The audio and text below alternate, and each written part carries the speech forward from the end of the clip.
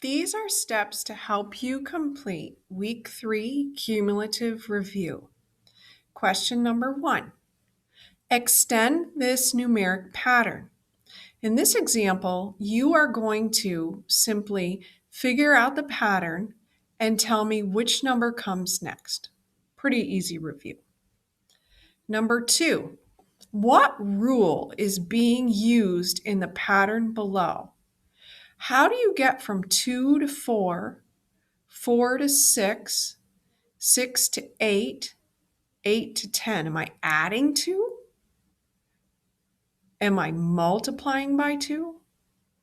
Am I subtracting 2 each time? Am I dividing 2 each time?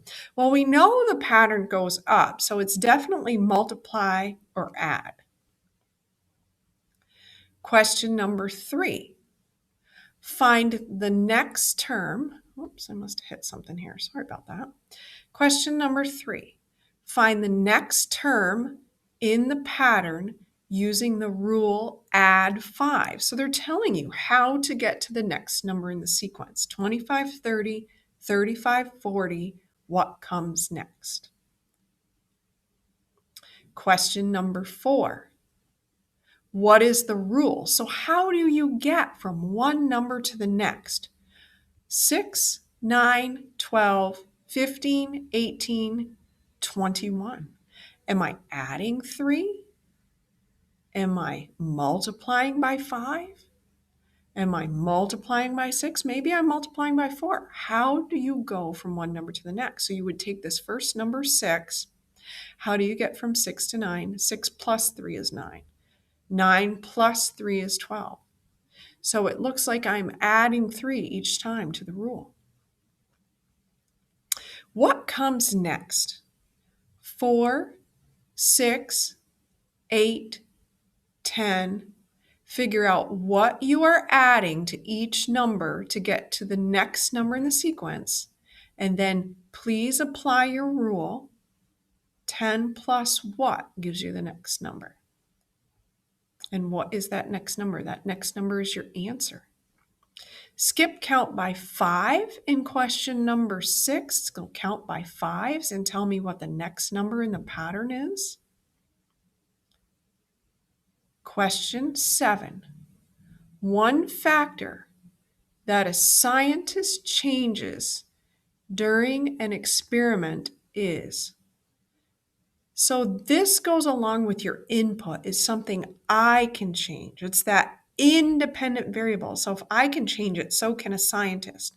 So independent variable. Question 8. The variable that is measured. That variable that is measured is the dependent variable. Just like this week's lesson, we had terms and we had circles, and I kept saying to you, how many circles in the next term? We are measuring how many circles in that next term. So that's dependent variable. Dependent variable. Question 9. Changes in the what variable cause changes in the other variable. Okay, so changes in the independent variable, I can change it. And then the results are the dependent variable. So independent and dependent. The next term in this sequence is, so we've been trying to find the rule. What are you doing to get from 4 to 16? 16 to 64. So you could try things. Is it adding 4, adding 10, multiplying by 5, multiplying by 6? How am I getting from one number to the next? Okay. And then can you take 64 and figure out the next number in the sequence? So it looks like here, 4 times 4 is 16. 16 times 4 is 64. So 64 times 4 would be what? Question number 11. List the next 3 terms in this sequence. So this sequence is counting by 7s. 7 plus 7 is 14. 14 plus 7 is 21. Or, all right,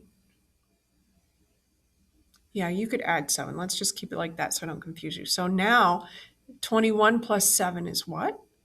Then add 7 to that number and add 7 to the next number. So you find the next 3 numbers in the sequence, and they're increasing, so that should help you. If it's gone, you'll know I took it out. Given the following tile pattern, how many tiles would be in the 5th shape? Okay, so there's 1 tile, then there are 3 tiles, then there are 5 tiles.